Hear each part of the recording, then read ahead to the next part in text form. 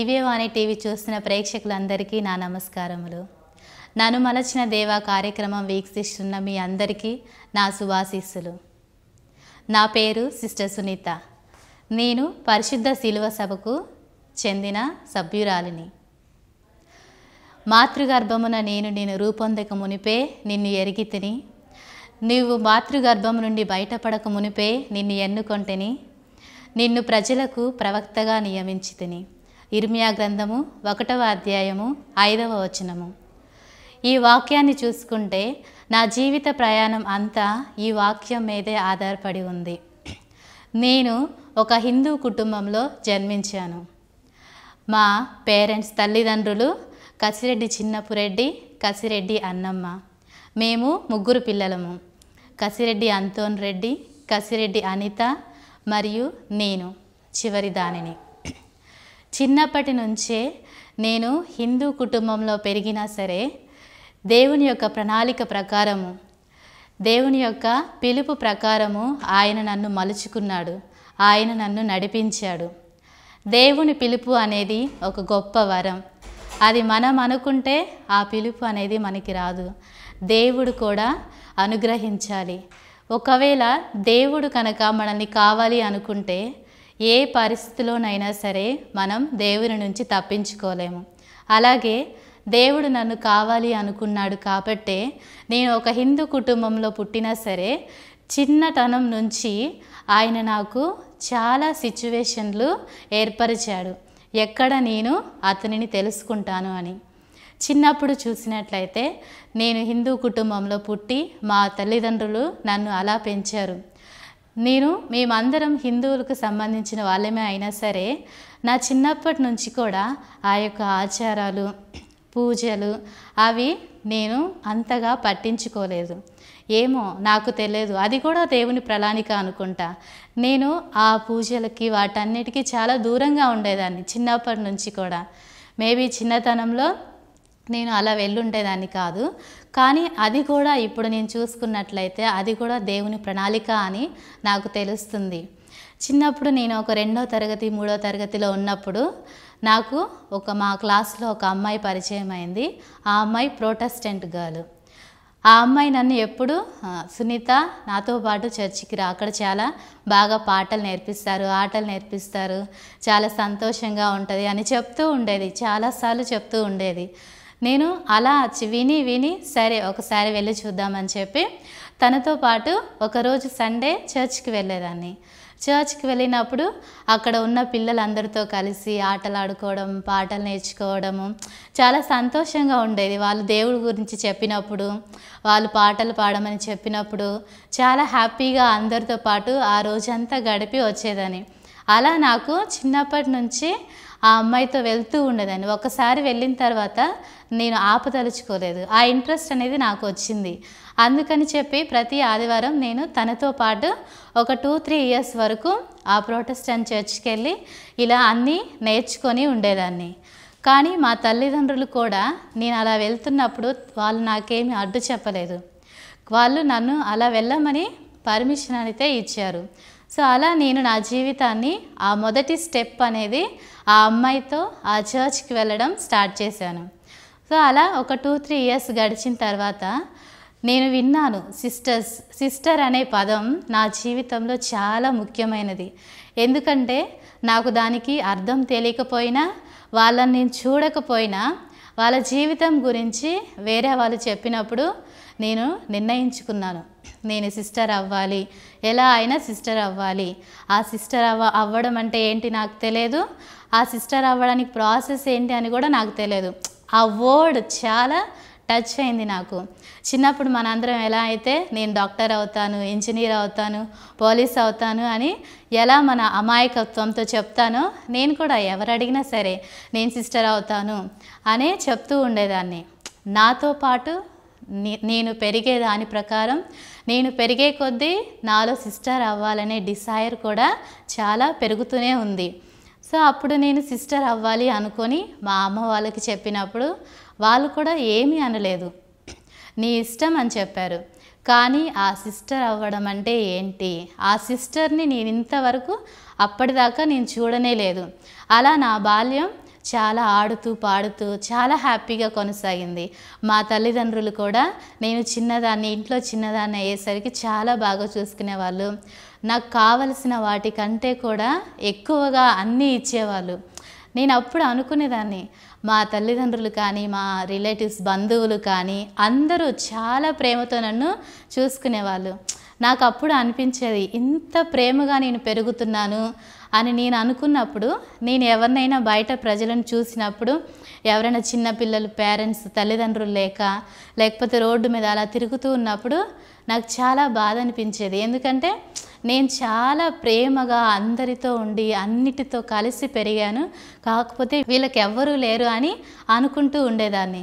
ఎట్లా అయినా సరే నాకు దొరికిన ప్రేమ వాళ్ళకి నాకు చేతనైనంత వరకు నేను ఖచ్చితంగా వాళ్ళకి ఇవ్వాలి, ఆ ప్రేమను పంచాలి. మా తల్లిదండ్రులు నన్ను ఎలా అయితే ప్రేమించారో వీళ్ళకు కూడా నాకు తెలిసినంతలో నా దగ్గర ఉన్నది అది వాళ్ళకి ఇవ్వాలి, వాళ్ళకు కూడా ప్రేమ అంటే ఏంటి అని నేర్పించాలి అనుకున్నాను. అప్పుడు నాకు తెలియదు దేవుని ప్రేమ అది ఇది అని. నాకు తెలిసింది మా తల్లిదండ్రుల ప్రేమ, మా బంధుమిత్రుల ప్రేమ, అది మాత్రమే నేను వాళ్ళకి ఇవ్వాలనుకున్నాను. సో ఆ యొక్క ఆశయంతో నేను పెరుగుతూ ఉన్నాను. నేను పెరిగే కొద్దీ నేను ప్రజలు చెప్పింది వినటం మొదలుపెట్టాను. సిస్టర్స్ అంటే వాళ్ళు పెళ్లి చేసుకోరు, వాళ్ళు ఎప్పుడూ ప్రజలకు దగ్గరగా ఉంటారు, ప్రజలకి ఏదో ఒక రూపంలో సేవ చేస్తూ ఉంటారు అని ప్రజలు చెప్తూ ఉండేవాళ్ళు. అది మాత్రమే నాకు తెలుసు. అంతకు మించి ఈ సిస్టర్ అవ్వాలంటే కథోలిసిజంలో ఉండాలి, ఇలా జ్ఞానస్నానం తీసుకోవాలి, అదన్నీ నాకు తెలియదు. ఆ కాన్సెప్ట్ సిస్టర్ అయితే ఏం చేస్తాం మనం అనే కాన్సెప్ట్ నాకు నచ్చింది. ఆ సిస్టర్ అనే పదం నన్ను చాలా మైమరపించింది. సో అలాగా నేను పెరుగుతున్న కొద్దీ నేను 7th క్లాస్ ఎప్పుడైతే 7వ తరగతి చేరానో, అది ఆ 7వ క్లాస్ అయిపోయిన తర్వాత నేను 8వ తరగతికి హాస్టల్లో జాయిన్ అవ్వాల్సి వచ్చింది. అది సిస్టర్స్ హాస్టల్. సో అక్కడ నేను 8వ తరగతికి జాయిన్ అయినప్పుడు మొట్టమొదటిసారి నేను విన్న పేరు సిస్టర్ అనే పదాన్ని మొట్టమొదటిసారిగా నా కళ్ళ ముందు చూశాను. ఓ, సిస్టర్స్ అంటే ఇలా ఉంటారు, ఓకే ఇది వాళ్ళ జీవితం. ఫస్ట్ టైం నేను సిస్టర్ని చూసినప్పుడు చాలా హ్యాపీగా ఫీల్ అయ్యాను. ఎందుకంటే అప్పటి వరకు నేను విన్నాను, బట్ అప్పటి వరకు నేను చూడలేదు. కానీ మొట్టమొదటిసారి నేను 8th క్లాస్లో సిస్టర్ని చూసినప్పుడు చాలా హ్యాపీగా ఫీల్ అయ్యాను. దానికి ముందు దేవుడి ప్రణాళిక అని చెప్పాను కదా, మొదటిగా నేను చెప్పినప్పుడు దేవుని ప్రణాళిక ఎలా ఉందంటే, మొదటి స్టెప్ నన్ను ఆయన చర్చికి తీసుకొని వెళ్ళారు మా ఫ్రెండ్ ద్వారా. అది తర్వాత నేను 4th క్లాస్లో ఉన్నప్పుడు మా అక్కకు ఒక క్యాథలిక్ అబ్బాయితో పెళ్ళి అయింది. అది కూడా దేవుడు క్రియేట్ చేసిందే, మేముగా అనుకోలేదు. ఆ అబ్బాయికి మా అక్క నచ్చి వాళ్ళ తల్లిదండ్రులు వచ్చి మాట్లాడి ఇలాగా సంబంధం కుదుర్చుకున్నారు. అది కూడా ఒక దేవుని ప్రణాళిక. మేము హిందువులమైనా సరే దేవుడు ఒక క్యాథలిక్ అబ్బాయిని మా అక్కకు భర్తగా అనుమతించాడు. ఆ తర్వాత నేను 6th క్లాస్లో ఉన్నప్పుడు మా అన్నయ్య పెళ్ళి కూడా చర్చ్లోనే జరిగింది. ఈ 3 సంఘటనలు నా 7th క్లాస్ వరకు దేవుడు చేసిన ప్రణాళిక. తర్వాత నేను 6th క్లాస్లో మా అన్నయ్య పెళ్ళప్పుడు ఫస్ట్ టైం నేను చర్చ్కి వెళ్ళాను, క్యాథలిక్ చర్చ్కి. అప్పుడే నేను నిజమైన సిలువను చూశాను. అప్పటి వరకు నేను బాల్యంలో నేను చర్చికి వెళ్ళినప్పుడు ప్రొటెస్టెంట్ చర్చిలో అక్కడ ఒక డ్రాయింగ్ మాత్రమే చూశాను సిలువది. కానీ ఇప్పుడు మా అన్నయ్య పెళ్లి రోజు నేను సిలువని చూశాను, ఆ చర్చ్ చూశాను, ఆ ఫాదర్ అంటే ఏంటి అని చూశాను. సో నేను 7th క్లాస్ అయిపోయిన తర్వాత 8th క్లాస్లో జాయిన్ అయినప్పుడు హాస్టల్లో అందరితో పాటు నేను కూడా రోజు ఉదయాన్నే చర్చ్కి వెళ్ళేదాన్ని. చర్చ్కి వెళ్ళినప్పుడు అందరూ చాలా సంతోషంగా పాటలు పాడుతూ దేవుని స్తుతిస్తూ ఉండేవాళ్ళు, చిన్నపిల్లలు నా క్లాస్మేట్స్ అందరూ. అప్పుడు వాళ్ళు కమ్యూనియన్ దివ్య సప్రసాదం తీసుకునేవాళ్ళు. వాళ్ళు అది తీసుకునేటప్పుడు అది ఏంటి అని నాకు నిజంగా తెలియదు. వాళ్ళని అడుగుతూ ఉండేదాన్ని, దివ్య సప్రసాదం తీసుకొని వచ్చిన ప్రతిసారి అది ఎలా ఉంటుంది, దాని యొక్క రుచి ఎలా ఉంటుంది అని చాలా ఆతురతతో డిజైర్తో వాళ్ళని అడుగుతూ ఉండేదాన్ని. వాళ్ళు చెప్తూ ఉండేవాళ్ళు, ఇది మేము చెప్తే నీకు అర్థం కాదు, మేము చెప్పలేము ఇది ఎలా ఉంటుంది అని, నీకు నువ్వు తీసుకున్నప్పుడే, నీకు నువ్వు దేవుని స్వీకరించినప్పుడే దీని యొక్క రుచి అనేది నీకు తెలుస్తుంది అని చెప్పేవాళ్ళు. అప్పటి నుంచి నాకు ఇంకా డిసైర్ పెరుగుతూ ఉంది. ఎప్పుడు నేను దేవుని స్వీకరిస్తాను నా హృదయంలోకి, ఎప్పుడు తీసుకోవాలి, ఎలా ఉంటుంది దేవుడు నేను తీసుకున్నప్పుడు ఆ రుచి ఎలా ఉంటుంది అని చిన్నప్పటి నుంచి అప్పటి నుంచే చాలా ఎదురు చూసేదాన్ని నేను తీసుకోవాలి అని.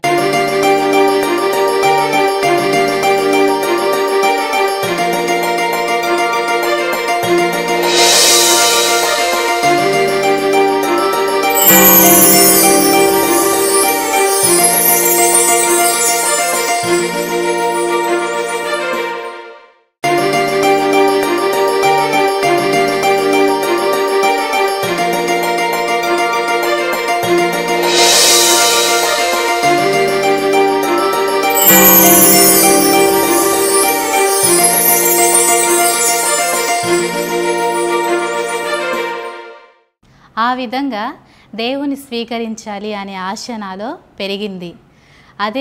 అందుకని నేను నా యొక్క కోరికను సిస్టర్ అవ్వాలి, దేవుని నేను స్వీకరించాలి అనే నా కోరికను మా తల్లిదండ్రులతో చెప్పినప్పుడు మా తల్లిదండ్రులు నన్ను ఎంతో ప్రోత్సహించారు.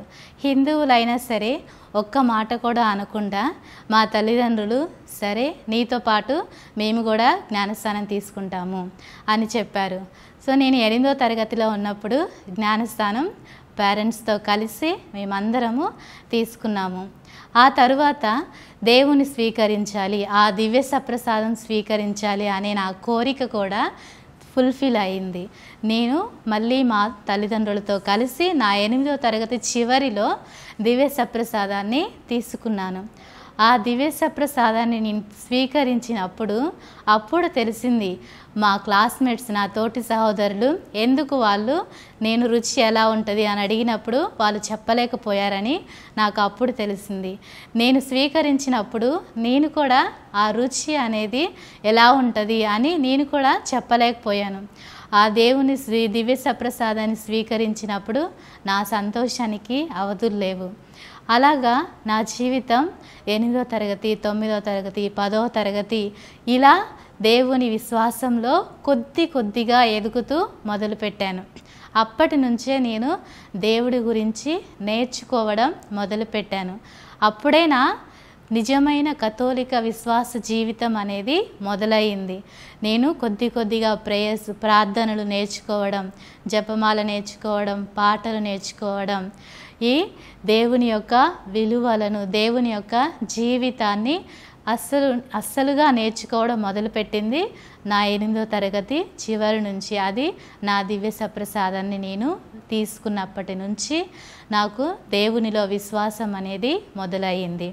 ఇది ఇలా ఉండగా నేను 10వ తరగతి చదువుతున్నప్పుడు పిడుగురాళ్ళలో సెయింట్ ఆన్ సిస్టర్స్ వాళ్ళు నన్ను అడిగారు, ఇలా నీకు మఠకన్య జీవితం మీద ఇంట్రెస్ట్ ఉందా, నువ్వు మా సభలో జాయిన్ అవుతావా అని అడిగినప్పుడు నేను చాలా ఫాస్ట్గా ఒక్క నిమిషం కూడా ఆలోచించకుండా ఓకే సిస్టర్ నేను జాయిన్ అవుతాను సిస్టర్ అని చెప్పినప్పుడు వాళ్ళు నాకు 10th క్లాస్ అయిపోయిన తర్వాత రిజల్ట్స్ వచ్చిన తర్వాత మేమే మీ ఇంటికి వచ్చి నిన్ను తీసుకొని వెళ్తాము అని చెప్పారు.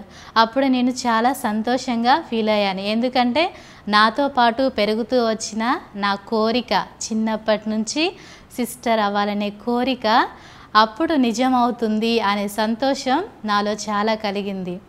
10th క్లాస్ అయిపోయిన తర్వాత యథావిధిగా రిజల్ట్స్ వచ్చేసిన తర్వాత నేను వెయిట్ చేస్తూ ఉన్నాను ఆ సిస్టర్స్ కోసం, వస్తారు నన్ను తీసుకెళ్తారు అని చాలా సంతోషంగా ఎదురు చూస్తూ ఉన్నాను. అప్పుడు నాకు ఒక కాల్ వచ్చింది. ఆ సెయింట్ ఆన్ సిస్టర్స్ కాల్ చేసి నాకు చెప్పారు, పలానా రోజు మేము వస్తాము, నువ్వు రెడీగా ఉండు అని చెప్పారు. కానీ దేవుడి ప్రణాళిక చెప్పాను కదా మొదటిలో ఎలా ఉంటుందని మనకు అర్థం కాదు. మనం అనుకుంటే అది ఎప్పటికీ జరగదు. దేవుడు కూడా అనుకోవాలి మనతో పాటు. నేను సెయింట్ ఆన్స్ కాంగ్రిగేషన్లో జాయిన్ అవ్వాలి అనుకున్నా సరే దేవుడి ప్రణాళిక వేరేగా ఉంది. ఖచ్చితంగా నేను ఇప్పుడు పనిచేస్తున్న పరిశుద్ధ శిలువ సభలో నన్ను చేర్చాలి అనేది ఆయన ప్రణాళిక. ఆ సిస్టర్స్ చెప్పిన రోజు వాళ్ళు రాలేకపోయారు. అదే రోజున పరిశుద్ధ శిలువ సభకు చెందిన 2 మఠకన్యలు మా ఇంటికి వచ్చారు. వాళ్ళు వచ్చినా సరే చెప్పాను వాళ్ళకి, నేను ఇలాగా సెయింట్ ఆన్ సభలోకి వెళ్ళాలనుకుంటున్నాను. వాళ్ళు ఈరోజు వస్తానన్నారు కానీ రాలేదు, రేపో ఎల్లుండో వస్తారు, ఖచ్చితంగా నేను అక్కడికే వెళ్తాను అని నా నిర్ణయం చెప్పాను. కానీ దేవుడి నిర్ణయం చాలా వేరుగా ఉంది.